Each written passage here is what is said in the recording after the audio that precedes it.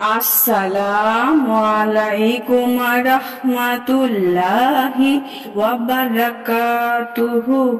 সুপ্রিয় সম্মানিত দর্শক ও শ্রোতা, আশা করি মহান রব্বুল আলামিনের দয়ায় আপনারা সকলেই ভালো আছেন।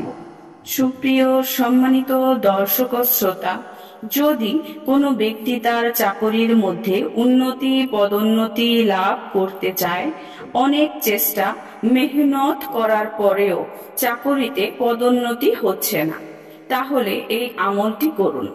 ইনশাআল্লাহ চাকরিতে পদোন্নতি লাভ হবে। আমলটি কিভাবে করবেন? প্রত্যেক দিন ফজরের নামাজের পর সর্বপ্রথম 9 বার দুরূদ শরীফ পড়ুন। অতঃপর 90 বার ইয়া মালিকু ইয়া মালিকু আল্লাহর এই নামটি পড়ুন।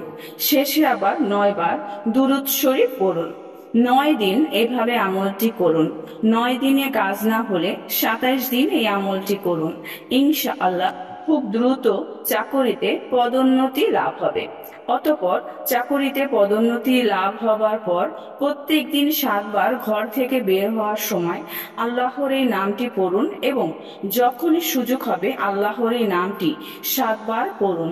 ইনশাআল্লাহ আপনার পদোন্নতি স্থায়ী হবে এবং আরো বেশি পদোন্নতি লাভ হবে।